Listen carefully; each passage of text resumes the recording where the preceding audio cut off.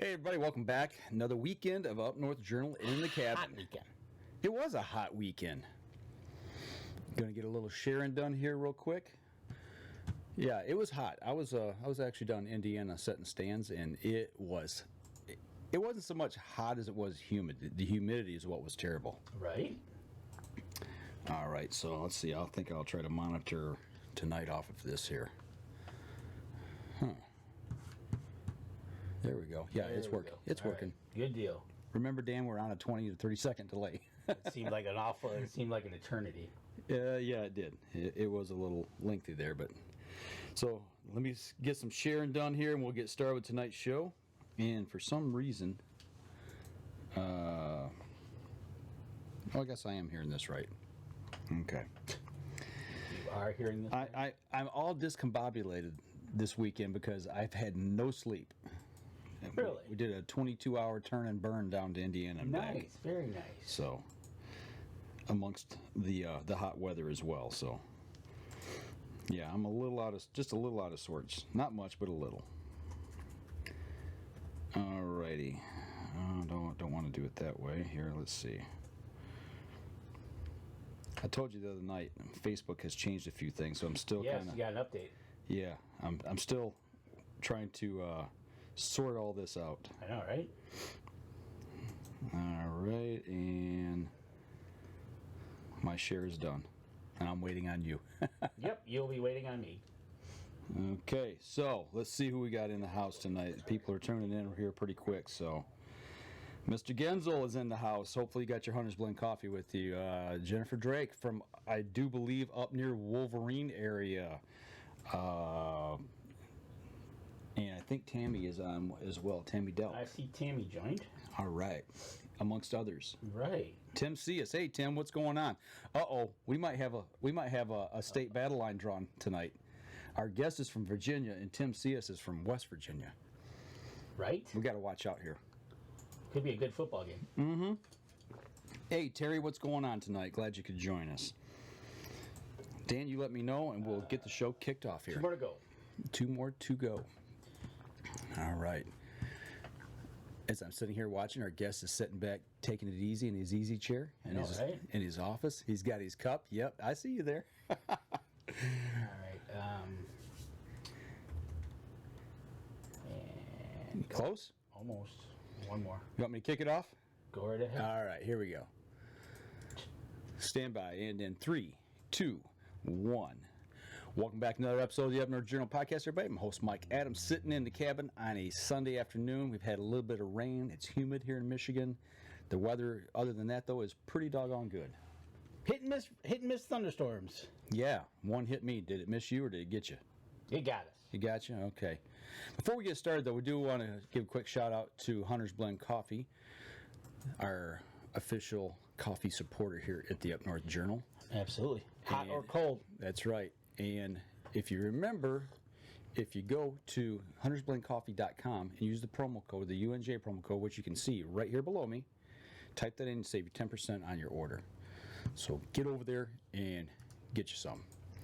So what do you think, Dan? Without further ado, you just want to jump into it tonight? You cannot keep down a whirly bird. No, we can't. We cannot keep a whirly bird down. And so we got to get whirly bird on and up so we can hear him. What is going on, whirly bird? Hey, everybody. Hope everybody's doing good. How you fellas doing? We're doing fine here in Michigan. Like I said, it's a little humid, but we complain a little too much because you're down south. And if I remember right, you're kind of in that just above the North Carolina state line over there by Martinsville, kind of. Yeah, that's correct. We're about 30 minutes from Martinsville. Okay, and a little south of Roanoke. Yes, sir. Okay, yes, sir. See, I know my geography. Well, hey, I'm proud of you. Obviously, and so does Tim C.S. because he's throwing it out the gauntlet right there and saying West Virginia is the best Virginia. It's already started. Oh, I'm sorry, Bird. You came from Virginia, so West Virginia boys, we've forgotten more than the West Virginia people ever know. Oh, wow, man! Go Hokies! Go Hokies! There you go. It has started. I love West Virginia people. Man, we're not not 5 minutes in the show and it was, the gauntlet's been dropped. I love it. You gotta love it. We're just the refs. We got our black shirts on. We're refs. That's right. We look like refs. Hey, Whorley Bird, what'll happen now? Friday night, go over to Tim Cias's show on the limb, and you can go over there and you give him grief. How about that? Hey, that's okay. If peace, love to everybody. That's right. We're all hunters, right? That's right. So many people have forgotten that. We're all fighting for the same cause. That's right. Amen to that. And by the way, I'm just going to tell you right now, you're gonna have to owe something because Tiffany, that would be her comment was, "That's my hubby, go Whorley Bird." Mackenzie and I are watching. Boy, you're gonna have to pay up for that one. There's no doubt about that. My wife always says she doesn't play the Powerball because she's already won the jackpot when she married me. There you go. There you go. It's getting deep in here already, man. This is going to be a good show. I got to tell. This is going to be good. Yes, sir. We got you on because we're joining up with you and Bucks Baits as proud supporter of Up North Journal, and we're having you on to kind of go over Bucks Baits and all about it. But how did you get involved with Bucks Baits? Well, Buck Baits, 3 years ago, the company got started, so I was looking for a great product that would help me excel in my hunting, and I reached out to these guys. I asked them, what their beliefs were and everything they believed in, and their mission lined up with my mission, so we joined forces, and it's been nothing but success ever since we got together. I love the company. I love the fellow pro staffers. We all work as a team. And it's just we're headed in the right direction. I love every minute of it. That is awesome. There's nothing like, and especially when you're working as a team. And we're not just working as a team because we're joining the team here. Mm-hmm. But he's also, remember, he's down in Virginia working with a Michigan company. That's so right. It's not like you're right in the backyard. You're actually a few states away, and you're loving their product. Yeah, what's so cool about us? We have pro staff in Texas, Washington, Michigan, and Virginia like me. So, we cover the whole United States of America, so that way we can better for everybody, not just, certain people. So the products that they're making for us hunters, I mean, a lot of times you'll see things that maybe are kind of regionally centralized. They work really good in one area, but what they're doing is across the board. I mean, anybody across the United States, or maybe even up in Canada, wherever they may be hunting at, they can take some of these attractants and scents and lures, and they can use them where they're at and be successful as well, right? Yes, sir. We try everything in all of our states before we turn it loose to the public. You gotta like that. You gotta like that. And it's good to get feedback on a product instead of just saying, "Hey, we came up with something in one state," and just blasting it out all over where it might not work in 49 other states. Yeah. Well, as we know here in Michigan, especially like where Danny hunts and where I hunt, two different types of habitat and soil conditions. And when it comes to planting food plots or doing habitat work, there's so many different things we have to worry about. But with their products here, what we're dealing with these attractants and lures and things, they work. They work from deer, bear, elk, what have you. Why don't we talk a little bit about the product and explain really what we're working with here? Well, as you can see from our portfolio on our webpage, we offer a full line of scents. We don't just do deer. We do many, many animals. We do urine, cervid-based scents. We do synthetic scents. We do cover scents. We do different animals. So we have a scent or a urine based for not just one type of hunter, but several. We also do cover scents, and we do odor elimination. So, we've got all aspects of it covered. That's what's so cool about us. So it's not just one aspect of the game. You really hit it across the whole board there. Right. Our company is a lot like me. We're well-rounded. I like that. Yeah, I hear what you're saying. Yeah. Well, what are you digging for over there, Dan? I'm looking for something. Going through the products, we talk, a lot of people talk about deer, but you're not just a deer company. I mean, we talked a little bit before we started the show. This year I drew an elk tag. Lo and behold, Dan, have you got that over there? I will. In the box here, we've got a bottle of elk urine. Okay, and this is cow estrus, and as you explained to us, that the orange label is the real deal. That's correct. So serve it urine. That's correct. So this is what we're gonna be taking this bottle with us and using this year. But you also deal, like I said, with bear and and the deer, and what else? Am I missing something else? Deer, bear, elk. What else you got? We have bobcat, deer, elk, wild boar, coyote, wild boar, and fox and raccoon. And you also have the ATA approval label. That is correct. We do, and I know up there in Michigan, correct me if I'm wrong, your DNR has made it to where you can only use cervid-based urines that have the ATA check mark. Am I correct in saying that? You are, sir. Absolutely, 100% correct. Then you're, using our product. There's no doubt in your mind that it's, you're able to use it because it's 100% legal. You know, talking about that here in Michigan, I mean, we know why it's important, but maybe a state where you could use either or. Why is it important to look for that ATA seal? Because the ATA is, they have certain standards that to monitor and make sure that everything, they go above and beyond the call of duty when it comes to urine. So the urine has to be at a higher level before they'll even put their check mark on it. So of course our company, we have been with ATA a long time, and we have an outstanding award with the ATA, and we have all the check mark on all of our products. So it goes to show you that they've done the research, they've done the homework, and if they didn't think that we were A-OK 100%, they wouldn't give us a check mark. Yeah, so you've got to meet their standards before you get that seal of approval to be That used. is correct. Like in states in Michigan where that's the only thing we're allowed to use. As That's far as right. pure deer or cervid urine. Right. At least you can use some real urine, because here in Virginia, with our CWD up there in Northern Virginia, 100% banned all natural urine, no matter what. Oh, no kidding. So Yes, sir. you're not able to use even the ATA approved seal of approval urine. Nothing. If it contains one drop of urine in it at all, it's 100% illegal. Okay. Okay, so we're talking about urine. What makes Buck's baits better than somebody else? Do you put something more in the product? What sets you guys apart? What sets you apart and ahead of the rest? Well, let's talk about our Estrus Max. Okay, so we have a product called Estrus Max. The cool thing about it, it's independently lab certified to be sure that it's at peak estrus. Okay, peak estrus is measured at 30 picograms per milliliter. All right, other products, you don't know how much estrogen is going to be in your deer urine. So when you buy ours, it's already been measured for you.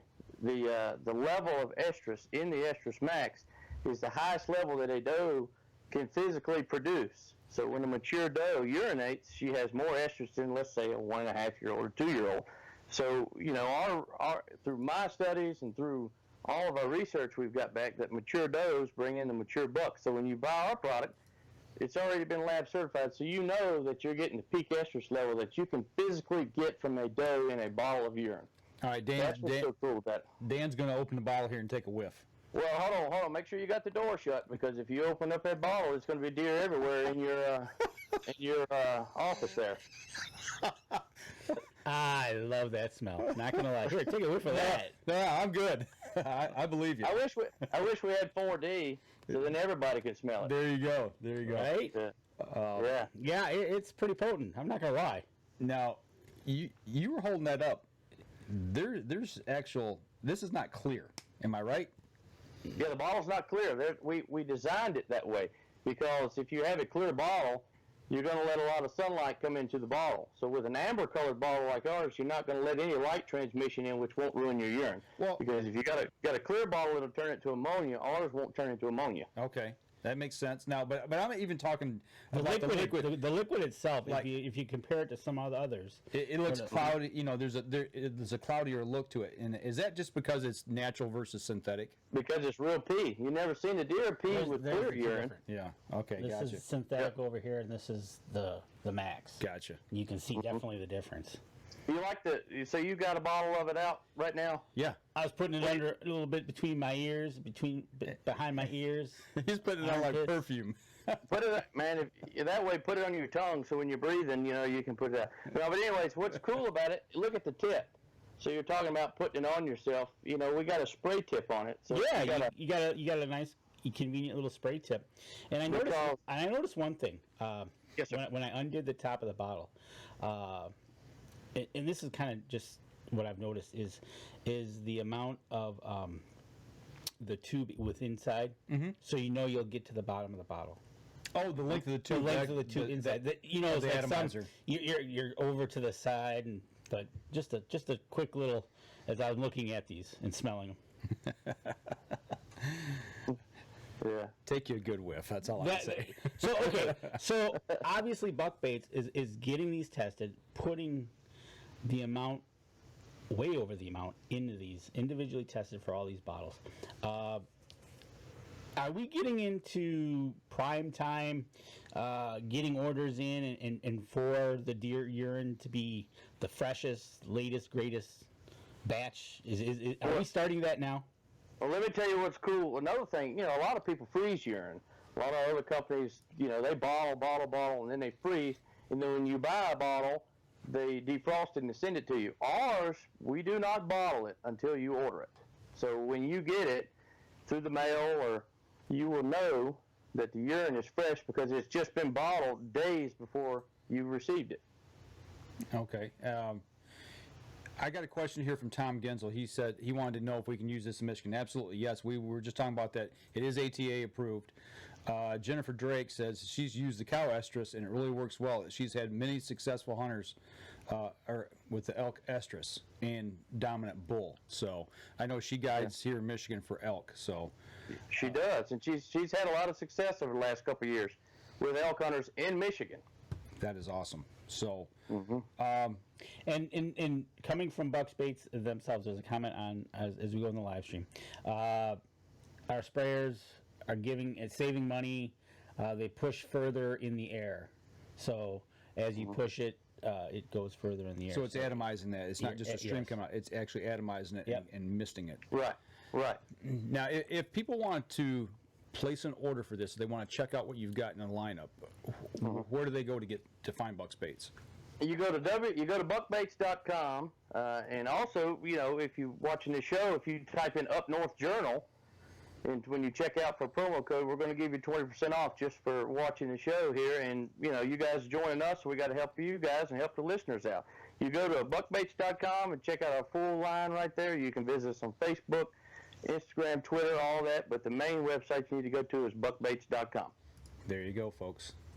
That's awesome. A 20% discount for anybody listening to the show types in Up North Journal. So there you go. And all lowercase, Up North Journal, 20% off. You spend $40, we'll give you free shipping and a free decal. Gotta like that too. Man, gotta like it. It just keeps getting better. Okay, so we've talked about the deer urines. Right. What's your go-to one? Mine is the synthetic doe and heat. Of course, where I'm from Virginia, I have to use synthetic doe and heat. But if you're in another state, Estrus Max by far is the way to go. Okay, now, and as far as using this and applying it in the field, spraying it in the air, do you use a scent wick? How do you apply this, and where do you use it at? Well, you can use one of our wicks. One of our wicks is, we have wicks available called scent anchor wicks. We have a 4-prong wick. We got them right here. Right here. We're showing them right now. And what's so cool about that is you have 4 different points of contact. So you can use a doe and heat, and you can use a buck tarsal, or you can use buck urine or regular doe urine if you haven't come into a rut yet. So you can create, what I like to say is you can have a party in the woods on a tree all at the same time.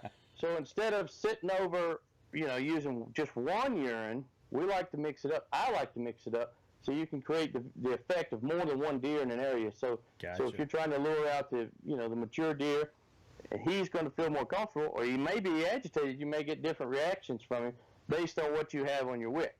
Gotcha. Now I noticed on these wicks, the fifth tab has the 2 holes on it, so you can actually anchor this onto a limb. And the way I imagine the way it's designed, you push them both on, and it holds it on there. Even if the wind's really blowing, it's not going to blow these off. It's not going to go anywhere. And I like to use them. I like to take the big hole and clip a carabiner to it. So when I get out of the truck, I hold it and I lay it in my pack and I cover it with the synthetic scent, drop it, and walk with it. So where it's so light, it's not going to drag. And then when you get to the tree, you can unclip it, or you can just hang it straight up from the tree with your carabiner clip. That's what I like to do. The hole's big enough for a carabiner clip. We designed it for that. Nice. That is awesome. You know, he's taking these into the woods, and he's putting all these scents on it. So you know what's happening is when you turn it upside down, he's turning the woods into X-rated. My Hey, gosh. you got to do what you got to do. You know, doe's gone wild. It's okay with me.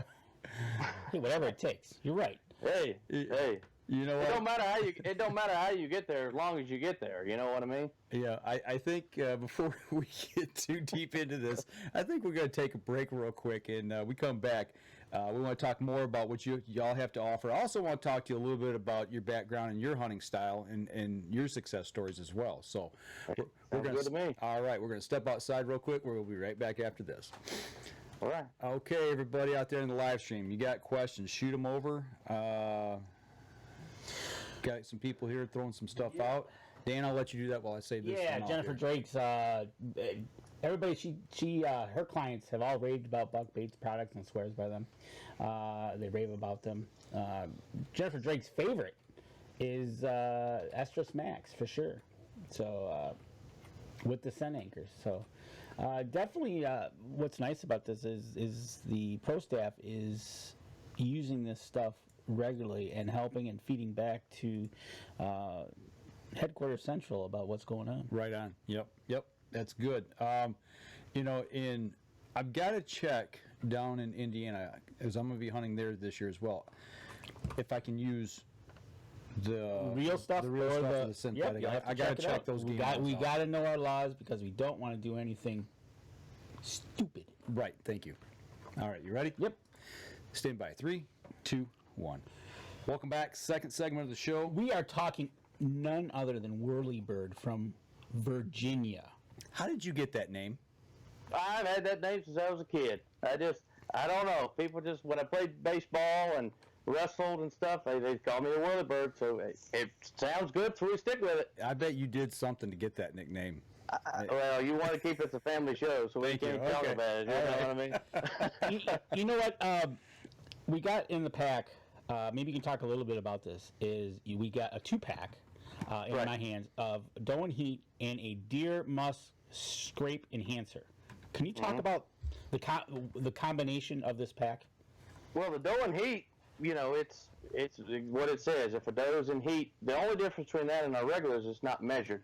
You get estrus in it, but you don't know exactly how much. And then you've got the buck with the tarsal, which when a doe and heat comes through, then most of the time, if it works in a perfect world, you have the buck behind her. Okay, so we have buck urine, but you have buck with tarsal. So when the buck is ready to breed, his tarsals turn black. You know, every deer hunter in the world knows that. So instead of buying them individually, and you may lose one from here to there, if you buy the combo pack, then you've got both of them at your hand and you can use at the same time. So you know which one you're going to use, and you know the other one that you're going to use all at the same time. So instead of, you know, losing a bottle, you have them right there together, and you know exactly what pairs with what. Okay, talking about the scrape enhancer. Actually, I had this question come up yesterday when we were hanging stands and we were talking down there about scrapes and the scrape line. Would you use this to make a scrape, or would you use this just to enhance a scrape? And when would you actually start setting those up? Both. You can use them on, you can create a mock scrape, or if you find a real scrape, you can put the enhancer with it, because, you know, if you create a mock scrape, you're creating what nature hasn't put there. So our urine, that musk scrape enhancer, tells the next buck that comes through, hey, we've had a buck here, so he's going to come back and check it. What's also good about, if you find a real scrape that's been already created, you're enhancing it. Now, not only one buck's urinating in it, you have 2 bucks. So you're going to irritate the new bucks coming through, and you're going to aggravate the old buck that made the scrape. So I like to use, you know, early here in Virginia, we start first week in October with bow season. I like to start putting scrapes out the 3rd week, which is the 3rd week of October, because prime time rut here on the East Coast is normally the 8th or 9th day in November. You know, a lot of people go by the moon. I go by what I've always seen since I was a child. Right. Those 3 days are always golden for me. Muzzleloader comes in the first week in November. So usually the first half of the first week to the 2nd week, that's prime time. So the pre-rut time is, you know, 3rd week of archery, 3rd week of October going in. So, and if you're unsure of the area, like I've always told people, when you start seeing scrapes come up, that's the time to start making your own scrapes. Okay. Now, yeah, you're probably a week and a half ahead of us up here, where I Right. I'm guessing we usually our breeding season. The rut hits right around the opener of rifle season, which is November 15th. Right. You know, that's about the time that the peak really hits if conditions are right. You know, we can go Right. into a mile of different things we can talk about on that. But so now setting one of these up, do you just, if you're going to set up a mock scrape, just take a tool like maybe a little trowel or something like that and dig in the soil, rough it up? How much of this do you put in, or do you put a drip up? How do you go about making a mock scrape? What I like to do is either I'm going to use a shed antler, because I like using shed antlers because it comes actually from a deer, because it has the deer smell. Or you can use a rubber boot after you have applied the odor eliminator. I like to use our odor eliminator than take a rubber boot, because rubber boots don't hold smell as much as, let's say, you know, your other kind of boots. But if it's a rubber bottom boot, you just take it in and dig it. But you always got to remember, the main thing for me is I do not like to build a mock scrape unless I have a licking branch. Because 9 times out of 10, you know, a real buck, he's not going to run a scrape there unless he has a licking branch right overhead. So that's that's how I like to do it. Either I take a shed antler and do it, or I take a rubber boot, or, you know, a lot of people like to use limbs. I don't like to use limbs, but some people like to use limbs. Or trowel. Trowel's not a bad idea neither. Okay. It's a pretty good idea. Now, on a licking branch, do you put any eye gland lure on that licking branch, or no? I don't. I just let the natural. I let them do it, and of course I spice up our scrape with our product, and then 9 times out of 10, that's all you need to do. Some people like to use the eye guard scents and stuff like that, but I don't. I've had a lot of success not doing it. Okay, all right. Yes, sir. And just an FYI, that you have these value packs that you have. You actually have 2 of them. You've got one. They both come with a doe and heat. One comes with a deer musk scrape enhancer, and the other one comes with buck with tarsal. That's right. All right. Well, now what do you got in this 2-pack here? Okay, so you kind of went right down the road of scent eliminator, and we have the scent breaker odor eliminator earth scent, Right. and you use this. I do. I love the earth scent because I hunt a lot of oak flats. I hunt a lot in the woods. I do some clear cuts, but most of my hunting goes into the woods. I really love oak flats because, you know, a deer's got to eat and the deer's got to drink. So I use it a lot because I want to smell like earth because I'm hunting on the earth. I see this. This has got a safety on it, by the way. It does. Don't be squirting me over here now. Come on, man. You smell like earth. I'm breaking up your scent. You saying I stink tonight or what? You can't give Danny anything with a trigger because he's always shooting stuff. So Hey, me too. I always do my reflexes every morning. There you go. There you go. So there you go. You break up your scent with the scent breaker with the earth scent odor eliminator. But also when you're in your stand, you also have a wind reveal indicator and odor eliminator as well. That's right. Because, you know, if you're hunting like here in Virginia, early season bow, it's 55 million degrees outside. The last 2 years it has. So I'm a big guy, so I sweat, you know. And the good thing about the wind reveal is when I'm hitting the wind, checking the wind, if the wind's in my face, it's going to odor limit. Because if you got the wind in your face, that's perfect. So when the wind blows that odor eliminator back in your face, it's not going to bother your skin. It's biodegradable, and it eliminates your odor. So, you know, I got a big beard. So it's hard to get all this, you know, odor-free. So when the windbreaker hits me in the face, it eliminates all the odor that I have coming from my beard. So it's like a 2-for-1. It's a twofer. There you go. That's awesome. So that's kind of like a really fine powder. It is. Okay. It is. It's biodegradable. So if you spill it, you know, if you get on there, if you're hunting near water, it's not going to hurt anything. Okay. Yeah, it says right there, eco-friendly. Wind indicator, odor eliminator, and eco-friendly as you speak. Right. Because we're all deer hunters. You know, we all care about the earth because, you know, we reap for what the earth gives us, so we got to take back to the earth. We believe that. Absolutely. What else you digging in the box over there? I'm digging. Where do you want to go next? We got, you know what? Let's go down, because we're going to be coming into bear season. Actually, bear season here in Michigan starts, I believe, the third week of September. So There you go. people, will Wow, start, you guys are, yeah, they'll start putting out their baits here next month. August 1st. Is Yeah. August somewhere in there? Somewhere in the middle of August, yeah. Yeah, so you can use a sow bear in heat that they have, and they got a whole bunch of stuff. Now, would you use this just by itself with anything else you would use, or you just go with that basically? Jelly donuts. we have to use that. We have to use that in Virginia. I don't know how Michigan is about baiting for bear, but here we can't bait bear at all. Really? No bear. No, you cannot bait. The laws and regulations at the you guys call them DNR. We have to call them the DGIF. They do not allow any baiting. Nothing. Bears are on a different level from deer. If you're Okay. caught with a bait, it's terrible. You know, But- that's interesting. Just Yeah. how much it varies from one state to the other on something as simple as that. I mean, you know, I know baiting deer is controversial. You know, bear up here, even from public land to state land, there's a big discrepancy in how you can bait. So, Right. here in Michigan, but yeah, we can bait for bear up here. Do y'all get to run bear down there with dogs or no? They do in some counties. Some Okay. counties up northern Virginia they do, but they just started. We're overrun with bear. Okay. I know. In Michigan, is it a draw tag? You have to draw Yes. a tag for a bear. Yep. So you buy 'em- you can buy them over the counter here in Virginia because they 2 years ago they started a 3-day rifle season 3 days before bow season. I don't know where they come up with this idea, but they've got it to where you can go kill a bear 3 days before you can start bow hunting for deer. That doesn't make any sense. So you can run, you can go out there with your rifles and tear up your stands 3 days before bow season. Yeah. But that Saturday, you better sit still with your stick and string. Right. But they say we're overloaded with them. I mean, if you harvest a bear here in Virginia, you got to knock the front canine out. You Yeah. can't even.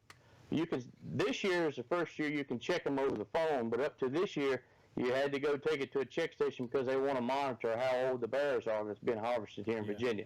I've been fortunate to kill some bear, and I enjoy it. Yeah. But I love it. I love to get up there and hunt bear. I've had These the opportunity to laws- go.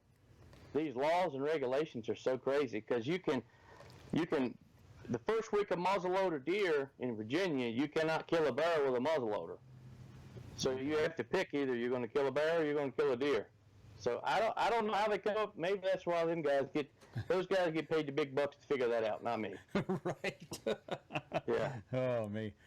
No, it's now our beer up here. We have to take them in, have them what's called sealed. They put a special tag on it. Right. They do the same thing like down there. They have to take them in, a mandatory check on those. Bobcats the same way, and the elk hunt here, it's highly regulated as well. So. Yeah, we're getting some elk here in Virginia. We've got a few on the western part of the state, but they're slowly moving their way in. It'd be nice to see a lot of these states get these back and have a huntable population of them where people can. I enjoy agree. it, you know. And Jennifer is saying that she needs to make a bear hunting trip. Sounds like she wants to come down and visit you. There you go. Come on, come on. Season opens October the 5th. Come on. We've talked about the doe urines, the buck, bear, coyote, elk. But you've got, at Buck's Baits, has got a line of cover scents that is just about covering just about everything. Right. From corn to apple to acorn to pine to earth to persimmon. Which is your favorite? Persimmon. Persimmon. My favorite by far is the acorn. Like I said, I like to hunt a lot of white oak and red oak flats. I like the acorn. The acorn's my favorite.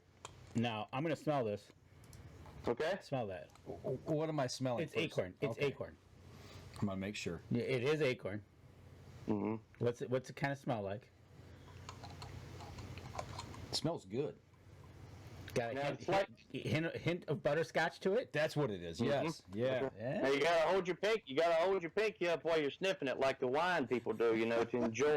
To enjoy all of the smells. Right, exactly. That's the one thing we were talking about, and the acorn scent has got that little hint of butterscotch to it, just to give the deer a little bit more kick. It smells almost like Grandma's candy dish.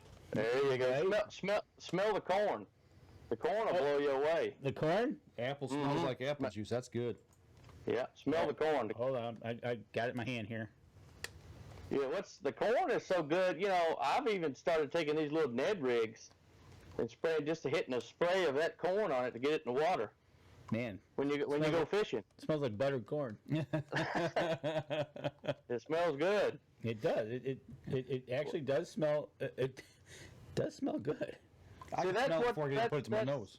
That's what we're so good at. When you look at the front of the bottle, when you smell the bottle, it's going to smell like exactly what it's supposed to look like on the front of the bottle. There you go. You're not kidding. Basically what you see on the label is what you're going to get out of that smell out of that bottle. That is for sure. And I see 2, 4, 6 cover scents, and I tell you what, depending on where you're at and how you want to cover yourself up, I think they got it covered. Sure looks like it. You know. Yeah, we got even the old timers. You know, the old timers like the fox and raccoon urine. We got those guys covered too. Right. Do you see a lot of guys like trappers using the fox urine? We do. We have a lot of trappers using the fox urine, and we have a lot of. You're gonna think I'm crazy when I say this. We have a lot of people who have problems with rabbits getting in their flower garden. Oh yeah. We have a lot of people buy that from us, so they can spray it and keep the rabbits out. Because if a rabbit comes through and smells fox urine and coyote urine, he's not coming back because Right. he thinks he's going to get eat. Yeah, a natural predator for them, and if they smell that, they're gone. Yep, that makes sense. Yep. That's right. I got We right do. here. I got coyote urine right here. So there you go. There you go. It covers it all. That's for sure. So you got them eating your flowers. Rabbits eating your flowers. Use that. Right. You know, Right. you don't have to go to the big box store when you can just go to Buck Baits, have them send you a bottle in the mail, and go out there and get them. There you go. You can, and if you're in a city, a lot of these cities here anymore, for some reason they hate guns. They hate people to kill anything. I know it. So this is a deterrent for you to keep them out. So I got 2 more questions for you. Because I see that Buck Baits also has a doe bleat, and That's right. also got a rabbit call. Kind of tell us about the doe bleat, and do you use Well, it? they're all, I use a grunt tube and I use a doe bleat. They're all handmade in Michigan.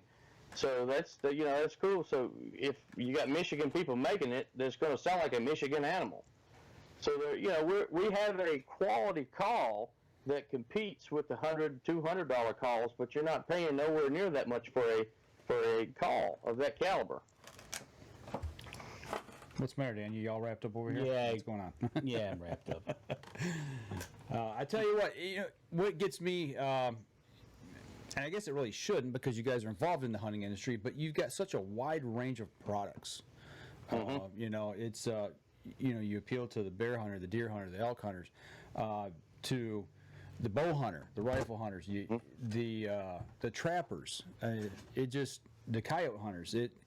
You try to encompass them all, and I think that's awesome. You know what's really nice is when you see a product and on the warning it says, due to the effectiveness of our products, Buck Baits accepts no responsibility for accidents and injuries used at your own risk. That's right. That's why I told you to close the door a while ago before you opened it, so that way they wouldn't. But back to what you were saying, we've got a wide portfolio. A deer hunter is going to be a bear hunter, maybe a coyote hunter. He should be a coyote hunter. Right. I just shot one back here in my backyard the other day trying to kill a little fawn. But we realize that that everybody that hunts deer not only just hunts deer, they hunt other things. So we're kind of a one-stop shop to cover everything. So you don't have to go here to buy that, go there to buy that, go there to buy that. You can get it all at one time from us. Are some of these products available in some retail stores, or is it they're just not. online? It's online right now. Okay. We have a few distributors throughout the company. If you're in the Great Lakes area, we have some in the Ace Hardware up there in Great Lakes too, in Michigan. Okay. And speaking of that, since it's not widely distributed, where can we go to find it? You can go to buckbaits.com.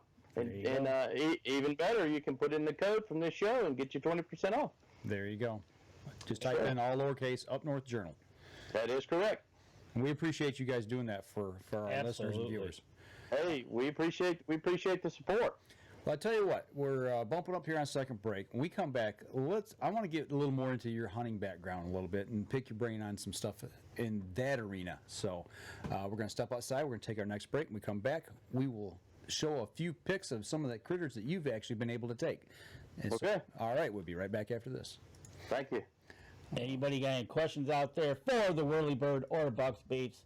Type them in. We'll ask them. We'll get them taken care of. Okay. All right. Ready, Dan? I'm ready. Okay, here we go. Stand by. 3, 2, 1. Welcome back. Third segment of the show. Still sitting here talking with Mr. Whorley Bird from Virginia. He says he uses the product. He says he's pro staffing for the product. Do you got pictures to prove it? I got some pictures right here Do you? that they have sent us. Yes, they have definitely. We got a buck here that you explained. It's got split G2s here. Talk a little bit about this buck that you were able to take. Well, this buck, it killed on my place here. The wind was wrong, but I was sitting. What's cool is I built a box blind out of a porta-john. I know it's just crazy, but I have a food plot here behind the house, so he came out into that. And last year had been kind of slow because my daughter, she just turned 2, so helping take care of her and everything like that. I didn't get to hunt as much last year, but this buck came out with a doe and do the food plot. So, I went ahead and took him. And he's pretty neat because on both sides he's got split G2s. So for a Virginia deer, anytime you get a nicer buck here in Virginia, if you get the opportunity, you better take it. Right. Now, is this an older buck? It looks like he's got a real great forehead. He was older. His teeth were very short. I mean, he's been around. He's old, what you'd call a Virginia bruiser. Yeah. Did he was he walking with a cane and have a beard? Was he that old? Whoa, now, don't talk about guys with beards. A gray beard. Let me put it. Say a gray beard. There you go. Yeah. Well, next thing you know, you'll refer to him from West Virginia again. Right. Yeah. Well, we're not going to go there. And we got a couple other bigger bucks here. The one here, we talking with you, we can never really pinpoint which buck this one was here, but I'm gonna throw it up there. It's a nice buck. And then we got the big. You said it was a 162-inch buck. Yeah, that's what the taxidermist scored it at. Yeah. That was a day I'll never forget. That was election day back in 2016. I was hunting on a creek bottom on an oak flat, just like I love oak flats and a little white oak, and little old doe come through about 8:30. And then another little doe come through, and then coming around the side of the mountain there through the ivy thickets, I heard the long grunt, and I said, well, let's grunt at him. So I made one little grunt, and he come around, and the little doe come down the hill, and he stopped. I mean, it was perfect. The good Lord gives us all these pretty environments to hunt and gives us these animals, and he stopped there. He looked like a majestic stallion standing there. So I went ahead and took the shot with my muzzle loader and put him down, and it's, history's history. And that deer, that's one of those ones. That's what you call one of those life changers right there. Yeah, that's a beautiful buck. Election day, so you voted to take him. I did. Wasn't no left or right on that one. Left and right's pretty good on both sides. So I went in and took it. You know what I'm saying? I got you. Yeah, that is a beautiful buck. How old is that buck? I'd say that buck is every bit of 5.5. Okay. Now, you said you shot this muzzleloader season, right? I most certainly did. Election day, so that would have been second week or second week of November, right? Isn't that it's always second Tuesday, right? Second Tuesday. Yep. Second Tuesday. What I notice is you don't have heavy clothes on. Yeah. There's no snow on the ground. Yeah. It looks like fairly nice conditions to looks hunt. warm. Yeah. It is. It is. Over the last few years, we've been warm all the way up until rifle season, till the second week of rifle season. Okay. But you're a little further south than us too, though. I mean, it's, You're we are. quite south from where we're at. We're about 4 hours from the beach. Now, okay, I'm going to ask a really dumb question here, but I'm going to ask it. Do you get snow down there? Yes, we get snow. We never get snow much till the last week, about 1st of January, and then we get our heaviest snow around February and March. Okay, so you get measurable snow then. You're not. We do, yeah. Okay, you're not close enough to the beach where, people get a dusting, they get a couple inches of snow, but you guys actually get a good handful of snow. We do, yeah. We get enough snow for people to go buy milk and bread. There you Well, go. they do that down in Alabama too, but there's only dusting on the ground. Yeah, people lose their mind over snow. It's Right. crazy. But yeah, we get snow. Last year, believe it or not, we actually had 26 inches. No kidding. Okay. Yeah. I didn't know what your elevation was, if you were further up in the mountains there or not. Yeah, we're at the bottom. If you see the Blue Ridge Mountains, I can see off my back deck. Okay. Right on. Yeah. Mm-hmm. You know, in a deer like this, and the deer you've taken, we've been showing. I do have a question coming in. Is there any patterns that you suggest on laying out of the cover scents, or maybe the doe scents? Is there a specific pattern you'd suggest to put out there, or anything like that? Well, my piece of advice for anybody is, don't try to be something that you're not sitting in. So if you're nowhere near corn, don't put out corn cover scent. If you're nowhere near a persimmon tree, don't put out persimmon. Just keep it simple, because our forefathers back in the early days, before they had camo and before they had modern guns, they were killing big deer. So keep it simple and blend in with your environment. That would be my only piece of advice. If you're sitting near a pine flat, put on pine. You want to blend in, and you want to see the deer, but you don't want the deer to see you. Makes sense to me. It's simple. Yep. Yeah, 'cause my grand. Why would I use something up in the UP that I can't even grow up there? Right. Yeah. So, And a deer, it's going to spook a deer. So if a deer doesn't, a deer is a creature of habit. If something's new and he don't know it, he's leaving. Mm-hmm. So if a deer has never seen a persimmon tree, or if a deer has never seen a corn, or a deer has never seen an apple tree, you don't want to introduce something new to them where it's going to spook them and they're going to run off. Yeah. exactly. Well, Yeah. I've heard some people say they'll throw stuff out there as curiosity, Right. but I also know curiosity's killed a cat. So Well, that's what's so cool about deer hunting. That's what's so cool about hunting in general. Nobody can do everything exactly the same, so just try what works for you. right, I got you. Makes sense. Mm-hmm. And I know Makes sense. where it makes sense, right? I like that, Bob. Makes sense.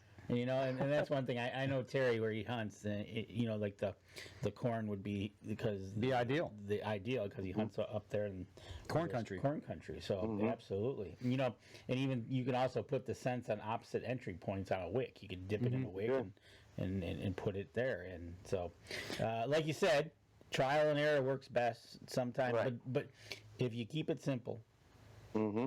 it The should. corn. Now the corn, if you're on a corn flat now, I've been on some bear kill permits here in Virginia. Like I said, there were some bear, but I actually shot a bear 9 steps away from my stand on a road going around a corn flat. Shot a bear 9 steps that came out of the cornfield and came to our wick with our corn scent on it. It's so strong that he left a real cornfield to come to what he thought was an even better corn flat. So that right there speaks for itself enough. Right, absolutely. Yes, sir. I tell you what, the proof's in the Corn. in the corn. There you go. No, there's nothing corny about that. Right. Yeah. But you know what? All sense aside. But you know what? How old were you when you started hunting? Oh man, young, 6, 7 years old. I'm lucky enough to still have my grandpa. I still have my grandpa. He's 78 years old, and I still have my dad. My dad and grandpa, they were the ones who introduced me to this when I was a young child. I mean, I've been doing this forever, and I've been lucky enough to have them to show me, and then as hunting has evolved, everything that I've done, I've run past him, and he's the one that's really got me going in this. So hunting is a lifestyle for us here in this part of the world. And you pass that on, and your wife hunts also? Yeah, my wife is she is a hunter. She's not only a good looker, she's a good hunter too. Was she hunting before you met her, or did you introduce her to it? She was a rabbit hunter. Okay. And she went with her dad. Her dad is a big deer hunter. He's another guy that's helped teach me a whole lot, but she had never harvested a deer before we got married, and now since we've been married, she's killed 2. I have a little girl that's 2 years old, and when she's already got her lifetime license. I've already bought her lifetime deer license here in Virginia, and she's got 2 guns in the cabinet. So when she gets old enough, if Lord willing I'm still around, I'll pass down the tradition to her, because that's what we need to do as hunters. Is we're losing deer hunters every day, so we need to start passing down the tradition. And here in my household, that's what I'm going to do. That's the best way to do it. And that's one thing Mike and I have always talked about here. And matter of fact, we kind of talked about before we came on the show, is giving back. Yep. And whether you're giving back to your own family or introducing somebody new, Or the habitat itself. or the habitat itself. Is that one thing? Do you do? Now you said you hunt on your own property, right? I do. I hunt on my property, and then I'm in part of a club where we have some other land that I hunt on. Now, do you do anything conservation-wise with your land? I know you said food plots and stuff, but do you do any logging? I don't know how big your property is. Well, here in my place, of course, we do food plots, and every year I have this little thing going with my daughter. Every year I'm planting apple trees. So I plant 2 apple trees for every year that she's been here, and we're marking them. So as she grows, the apple tree grows, so we can get back to deer. I do a lot of controlled, weed killing, and I cut a lot of dead trees, and we try to plant apple trees. We try to plant oak trees, pin oaks, white oaks, red oaks. We give back to a lot of organizations around here, and then that's what's so cool about Buckbaits is Buckbaits does a lot of conservation too. They up there in Michigan, they sponsor that Pure Hunt Michigan, and they give a lot of the proceeds that come back from all the urine and scent sales here goes towards the organization, and that's what they do in northern Michigan. Is they plant trees and give back to the Habitat for Deer, and then they have a property up in Curtis, Michigan, up there in the UP, where they work with the Deer Association and the conservation and all that, and try to give back to the community. That like I said, when we got together, our values lined up, and that's why we joined together. Yeah, I think it's so important. I think that's the one thing that I was missing in my hunting portfolio, so to speak. Growing up, is that's something I was never really taught, and I've kind of self-taught myself and seeked other education on it. But giving back to the habitat, if you don't give back, if you just keep take, pretty soon there's going to be nothing else to take. And I think it's important that you give back. You know what? In Whorley Bird, they're saying exactly what he said, the way he thinks and the way Buck Bates thinks. Jennifer Drake commented on the live stream. Hunting is family for her as well. She has an autistic son who got his first deer last year, and her daughter has taken 2 bucks now, a 5-point and an 8-point, and Jennifer learned from her dad and her uncle. I think it's so important to teach these kids. You said you've got a young daughter. I do. Danny and I both had the opportunity to watch our kids grow up and take to hunting, and I've been with all 4 of mine when they shot their first deer, and I know Danny's had that same experience, and hopefully here in a few years you're going to have that same experience as well. To me, that's the complete circle. Once you're able to pass that on and you see them take that step. We talked about this. Was it last week's show or week before? Last week or week before. You see them take that step. It's like they've made that next step towards adulthood. They've accomplished that goal in nature to be able to do things on their own, and I think that's awesome. And I tell you what, you're going to be crying your eyes out. I cried like a baby when my wife killed hers. I was more excited than she was, and I know I'll cry like a baby when little Mackenzie kills hers. Yeah. Yes. Yep. I love it. Dan and I both did. I mean, there's something about when girls do it. If you don't, there's something wrong with you, in my opinion. Yeah, absolutely. It's such a huge deal, and you see them take that step. It's just it just does something to you. It's awesome. Yeah, it is. Well, I tell you what, we're bumping up here on our last break, so let's get our last break out of the way, and we'll save the rest of the time we got to wrap up the show. We got to ask him our favorite questions. Oh, yeah, we got to take you down a road here and ask you a couple questions that we'd like to ask everybody. So, sounds good. All right, we'll step outside, and we'll be right back after this. All right.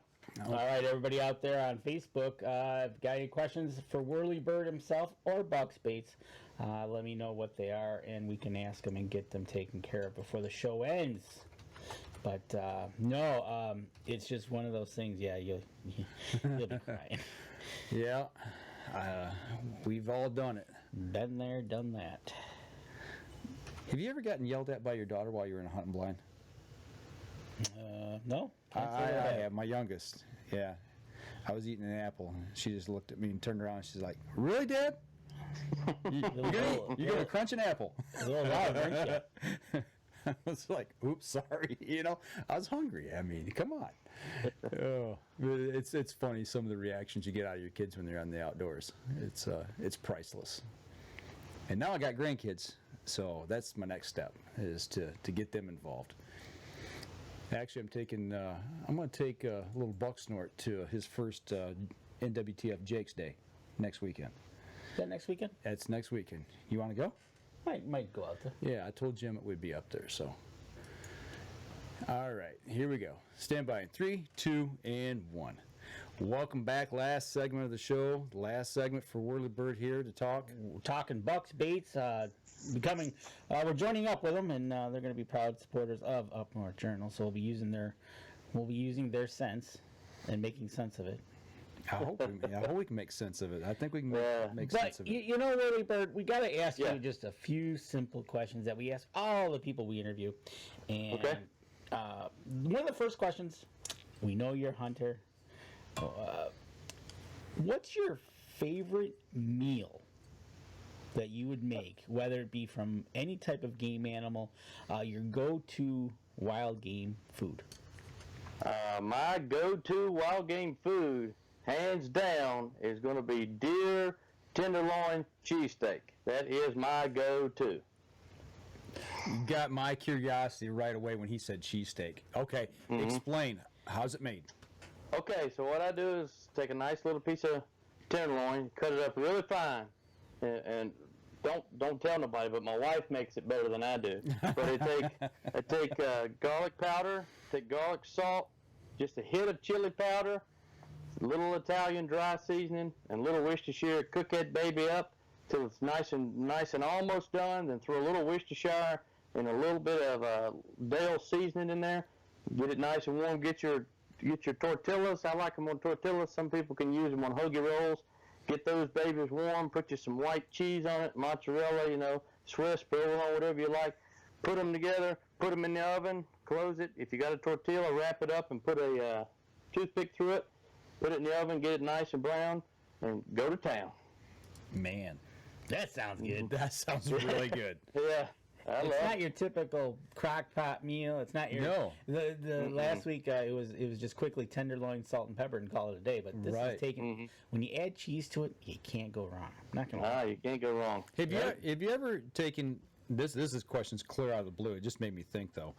Have you ever taken game in the field and then you take it and you clean it and then you cook it at camp or at open fire right then and there? Have you ever done that? Oh yeah. I have, a lot of people love the backstrap on deer. My favorite is the sweet meat right there in between at the bend of the leg. So there's been many times I've got the charcoal grill hot, and then when you put the deer on the pole, you cut those little pieces out and throw it right on the steak because I don't do. A lot of people cut them that night to kill them. I hang mine for 2 weeks. Okay. So I'll get the insides out and then cut all the way down to the top of the brisket, wash it out, and hang it for 2 weeks. And there's been many times when I'll just cut that little piece out because if you dry age it, that little piece gets a film on it, and it gets so tough that we'll cook it right there while we're gutting the deer. Gotcha.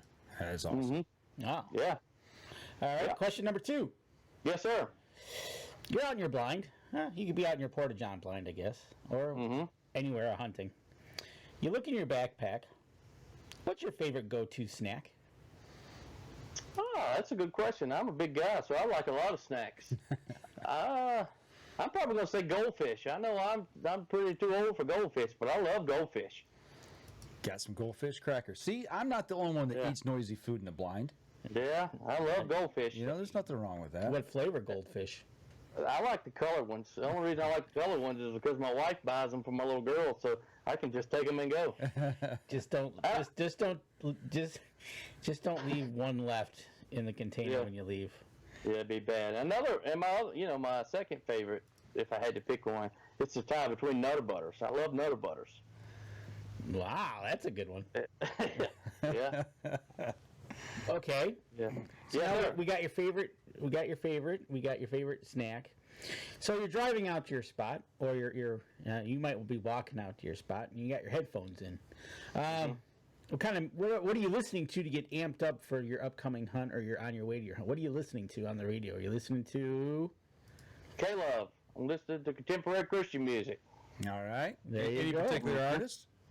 I like Seventh Time Down. I did security for him one time at a concert, so I really like Seventh Time Down, and I like Big Daddy Weave, because I'm a Big Daddy, but I don't weave, but I like Big Daddy Weave too. Something tells me you could weave given the right situation. Right. Oh man, I don't know. If I start weaving, people are gonna start leaving. That's all I'm gonna say. Oh, I see. We're gonna end the show just like we started it. Right? Having a little bit of fun. That's good. Hey, if you ain't having fun, you ain't doing it right. That's Right, right. exactly. And we got one more question for you. Okay. So your daughter's not old enough to hunt, so this should be kind of easy, but you might have to think about it. Your favorite hunting related memory? What you're sitting there, you're talking around a campfire, and all of a sudden, boom, the story comes to your mind is your favorite. What is it?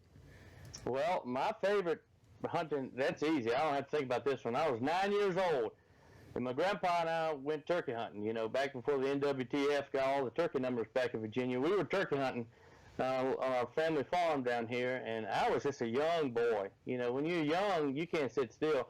So my grandpa, he said, well, go ahead and take your nap. 4.5 hours later, I woke up, and that man was 65 years old, never moved, let me lay on his arm for 4.5 hours. We didn't kill a turkey that day, but 4.5 hours later, an old man sit there and let me sleep on him just so I would get outside and enjoy the great outdoors. That's my favorite hunting memory. That's awesome. That's a dedicated man to teach a grandson how to get out and hunt. He's one of the finest men you'll ever meet in your life. And I've done some of my best sleeping in the woods. yeah. There's no. I mean, you're one with everything so peaceful. I understand. Yeah. And I'm gonna throw this at you is now that you're married and starting a family, do you have now a up-to-date family hunting memory? Yeah, mine definitely will be. There's two. I'm going to say there's two. There was the first time my wife ever took her first deer. That was a great.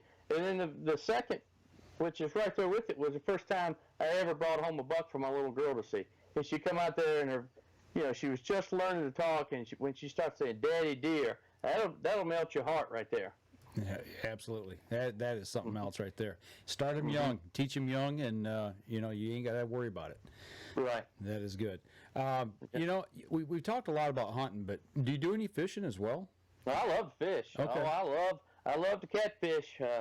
And I'm not one of these guys that sits on the bank and cast out and let it sit for 2.5 hours. I like to go to the Dan River down here and get in there and do a little wade fishing for catfish. I mean, you can catch 25 to 30 catfish in 2.5 hours when they start spawning. Oh. That's what I like.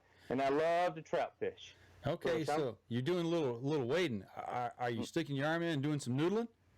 No noodling. I love my fingers too much for that. Those guys have all the respect for me in the world. You go in like that and you come out like that. No thank you.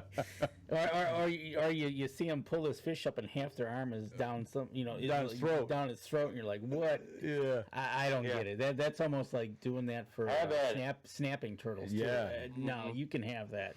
Yeah. So you like trout fishing? I love to trout fish. Well, man, I'm from Virginia. We're the trout fishing capital of the world, contrary to what the West Virginia people say. We're the trout fishing capital of the world. I have to almost beg to differ with you. We got a lot of good trout streams up here as well. Maybe we need to swap a couple trips. Yeah, that would sound good. I love to come. We got, here in my county, we have 9 streams they stop for trout. Okay. Yeah, I love trout fish. Tammy says, no nap like a blind nap. That's right. I told you, I do some of my best sleeping in the woods, but man. We got to talk to him and see if we can get him up here and Buck Bates, we should have you come up here and go to the UP for sure, because that would be a blast. And then on the way up there's umpteen trout streams on the way up. Oh, absolutely. Yeah. You take your pick. I'll take a Joe's fly, 1/4 ounce brown hackle, and flip them in any of them. There you go. Yeah. That's the best thing about West Virginia is the Joe's flies come from West Virginia. Okay, I'll give you that. Yeah. You ever do any ocean fishing? I've never been ocean fishing. Never have. I lie. I went out one time croaker fishing, and about 45 minutes into it, I started throwing up like a 3-day hangover, and I said, if I ever get back to the dock alive, I'm never going ocean fishing again. Yeah, if you can't handle the waves, that's no place to be, man. Yeah. Not for me. They can have it. Yeah. I tell you what, and that's funny that you talk about that. It's like, I don't know if you saw the picture this week of the son and his dad catching that grouper. No, I did not see it. Holy smokes, it was huge. It was just one of those massive groupers, and it was just like, like he said, you hook into one of those. I don't know if I'd be like, wow, but his other son caught a hammerhead shark. Okay. So, but yeah, if you're not feeling well on a boat, it kind of doesn't make fishing fun. Yeah, I'm doing good to ride around my kayak, let alone a big boat. So, speaking of hunting, we got it coming up. You start October 1st, correct? October 5th. October 5th. Do you do crossbow or compound bow, recurve? What do you use? Well, I use both of them, but I really like crossbow hunting. I like crossbows. I always had crossbows. I had a little surgery on my arm a couple years ago, and I couldn't pull back a bow, so I started going to the crossbow. And I'll tell you what, when you start going to the crossbows, a lot of people say it's not a lot of sport in it. But you shoot a deer with any kind of bow, you're doing something. Mm-hmm. Absolutely. Yep. Mm-hmm. Have you started practicing? Got scouting cameras out? You got anything going? I have 14 cameras out right now. So I put them out last week, and I'm just gonna, I got one I keep out year round here in my place, and then I got all those cameras out. In the next couple weeks, we'll when I get back from vacation, we're gonna check them out and see what's going on. And then I don't do all that naming stuff. A lot of people name them. If I find a big deer, if I can get him on this summer routine, then the first couple weeks of bow season, I'll go after him. There you go. Yeah. Yeah, about the fourth week of bow season, everything changes. So we'll have to figure out what's going on. Speaking of that, before we let you go, talking about using buck's bait, using it in the field, and when things do change, if you're having an issue where things just aren't working and you feel like you're getting beat up by the outdoors, you just, it doesn't matter what you do, nothing's working. What's something you just throw caution to the wind and switch it up? What would that tactic be? What would you suggest? I would start using a food scent, and then you go back. If like last year, I was having a rough part of the year, so I went back and hey, keep it simple. You've seen deer in here. Mm-hmm. Go back to where you've seen the deer in the fall, and eventually one will start coming back to that pattern because it's going to get starting pressured. Because a lot of the places I were hunting, there was a lot of people hunting around me. So then I said, well, let's go back to the non-pressure places where I know people haven't been going in, because eventually just wait it out, put the synthetic scent out, and eventually they'll come back through. Like I said, go back to the basics. That's what I throw caution to the wind, go back to your roots, go back to what you know works, and just sit there and don't overthink it and just do it. Don't overthink it. See, it's good. Keep it simple. Keep it simple. And speaking of going back to basics, it seems that Tim Cias, our West Virginia friend, has said shots fired. West Virginia is where the notorious golden trout was first bred. Mm-hmm. Oh boy. I've never seen a golden trout live, so whatever they got to do. You two gotta have to get together. Well, let me say, their blue and gold haven't done much in the last couple of years, so they have to start stocking gold trout. Oh man. So Friday nights at 8 o'clock when his show is on, you two get on. I'm gonna get some popcorn, and I'm just gonna watch this because this will be good. And no, you know what? I've never met the guy, but I like him already. If he's a deer hunter, I like him. He's a big turkey hunter. Big turkey hunter. Oh, I love turkey hunting too. And you got to get on there and talk with him a little bit. You guys are pretty close, so it's one of those things. And typical as it is, when hunters all get together, you gotta talk smack. You gotta talk smack. Yeah, that's right. But at the end of the day, we're all buddies. That's know what right. I mean? That's what makes it so good. You can tease so many each other a people little have bit. forgotten that, though. I mean, you just watch all this stuff going on in the news. Everybody has forgotten we're all on the same plan. If I Yeah. could tell people watching this show that we are all on the same plan. Yep. Yeah, some get it, some don't get it. It's maddening, it really is. But that's what I like about the outdoors. If you want to go hunting with somebody, you go hunting. If you want some peace and quiet, you go out by yourself and you get peace and quiet. Absolutely. Hey, give us one more time. Give us where we can go to find bucks, baits, and all their scents, cover scents, calls, and everything else in their line. For the whole portfolio, everything you need to go out there, you can visit us at buckbaits.com. You can visit our Facebook page or Twitter page, Instagram. And if you have any questions at all, you can email us through Facebook or you can email us through our webpage. We'll be glad to help you any way we can. We'll be glad to answer any questions you have. We have a contest going on our page. If you like us on Facebook, we have a giveaway getting ready to come up here with a full line of products that we're giving away. All you have to do is like and share the post, and we run a buck poll on our page, and if you harvest now and we're using our products, you may be featured on one of our web pages. If you give to us, we'll give back to you. You scratch our back, we'll scratch yours. That's how it goes. But like I said, if you go to buckbaits.com, that's where all the magic happens. There you go, and we'll throw up on our Facebook as well the 20% off with the code. So people can use that when they do their checkout at buckbaits.com.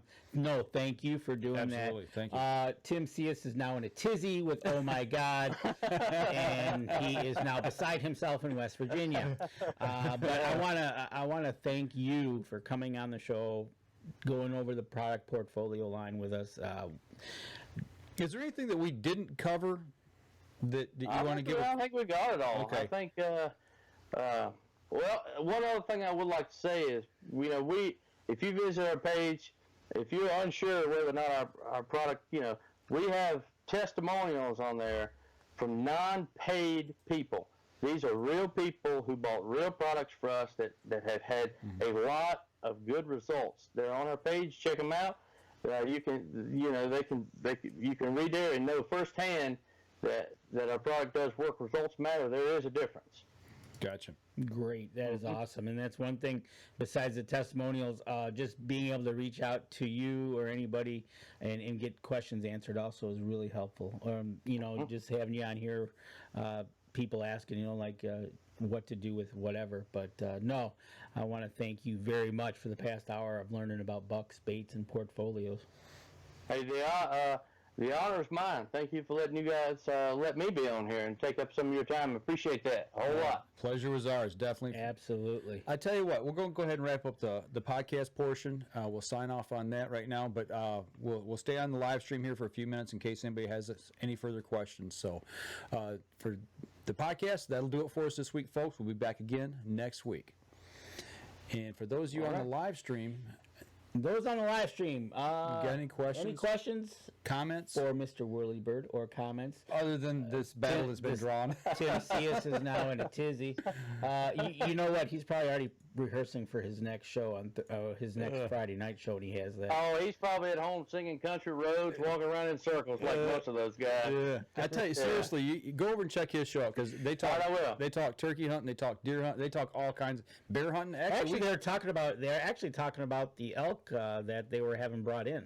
Right. Yeah. Well, we've got some in Buckingham County in Virginia. I mean, I'd love to see them. I'd love to see them come this east. I've never had the opportunity to harvest an elk, and that's always been a dream of mine. But before I die, I will go get an elk. They're definitely a majestic animal. It's just something tremendous. Before we let you go here on the live stream, do you have a bucket list hunt that you want to go on?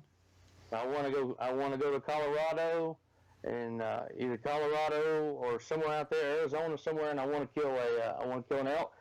And I'd like to get the Grand Slam one day as far as turkeys. Okay. But we'll see. But that's my bucket list hunt is an elk. Okay. I want to take an elk. Funny you say that because Tim, your buddy in West Virginia, the turkey guy himself, he wants to go to Texas. That's his big Texas. To go to Texas for turkey hunting.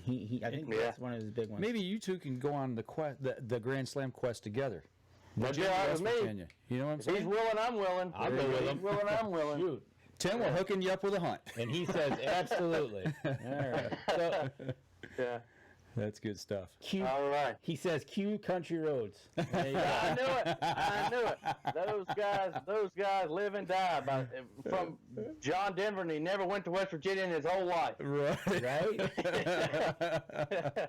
You know, but I will say with John Denver, when I went to Colorado, first and only time, when I got up to the Rocky Mountains, I understood when he sang Rocky Mountain High. Man, it was just simply incredible place. It's Yeah. I want to go back someday. You know, I really do. Right.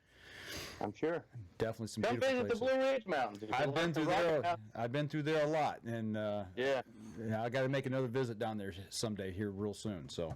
Yeah. Come on by.